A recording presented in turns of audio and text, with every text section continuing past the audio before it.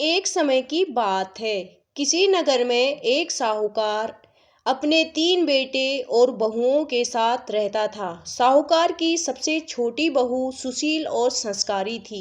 साथ ही वह भगवान कृष्ण की अनन्य भक्त थी। सावन के महीने में साहूकार की दोनों बहुएं रक्षाबंधन के त्योहार पर अपने अपने घर जाने की तैयारियां करने लगी। सुबह जल्दी उठकर घर का सारा काम करने लगी।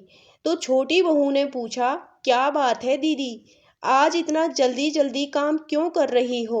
तो उनकी जेठानियां बोली, कल रक्षाबंधन का त्योहार है। हम दोनों को अपने भाई को राखी बांधने अपने अपने घर जाना है। तेरा तो कोई भाई नहीं है, तू क्या रक्षाबंधन का महत्व जाने? भाई बहन के रिश्ते का महत्व क्या जाने? छोटी बहू को ये बात बहुत बुरी लगी और वह भगवान कृष्ण की प्रतिमा के पास खड़ी होकर खूब रोई। बोली, यदि मेरा कोई भाई होता तो आज मैं भी अपने घर जाती। अगले दिन रक्षाबंधन का त्योहार था। सुबह सुबह उसके घर उसके दूर के रिश्ते का एक भाई आया और आकर साहूकार से बोला, ये मेरी बहन है, मैं इसके दूर के रिश्ते का भाई हूँ और मैं रक्षाबंधन के त्योहार पर इसको अपने घर ले जाने आया हूँ। लेकिन फिर साहूकार का बेटा बोला, लेकिन इसका तो कोई भाई नहीं है, तुम कौन हो इसके? समझाने पर साहूकार और उसका बेटा मान गया और छोटी बहू को उनके साथ भेजने के लिए तैयार हो गया। परंतु छोटी बहू के पति के मन में कुछ शंका थी। वो बोला, आप इसे ले जाइए, लेकिन इसे वापस लेने के लिए मैं खुद आऊँगा। ऐसा कहकर उसको उसके भाई के साथ भेज दिया। रास्ते में चलते चलते छोटी बहू ने अपने भाई से कहा, भैया तुम इतने सालों तक कहाँ थे और पहले मुझसे रक्षाबंधन पर कभी राखी बंधवाने क्यों नहीं आए? तो उसका भाई बोला, बहन मैं 7 समुंदर पार प्रदेश में कमाने गया था। अब वह दोनों अपने घर पहुंचे तो भाभी ने अपनी ननद का स्वागत किया, खूब आओ भगत की। फिर उन्होंने रक्षाबंधन का त्योहार मनाया। ऐसे ही हंसी खुशी पल बीत गया। लेकिन छोटी बहू का पति उसे लेने उसके घर आया। महल जैसा घर और ऐशो आराम देखकर वो चकित रह गया। भाई और भाभी ने उसकी खूब आओ भगत करी और अगले दिन सुबह सुबह भाई और भाभी ने उसे उसके घर के लिए रवाना किया।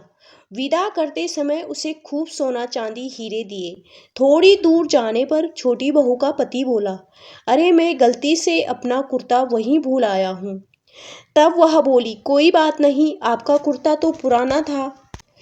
इतनी दूर वापस जाएंगे तो घर पहुंचते पहुंचते अंधेरा हो जाएगा।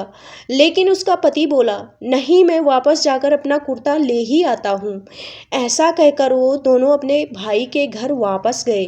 जैसे ही भाई के घर के पास पहुँचे तो वहाँ उन्होंने देखा भाई के महल जैसे घर के स्थान पर एक पीपल का पेड़ है और उस पेड़ पर छोटी बहू के पति का कुर्ता टंगा है।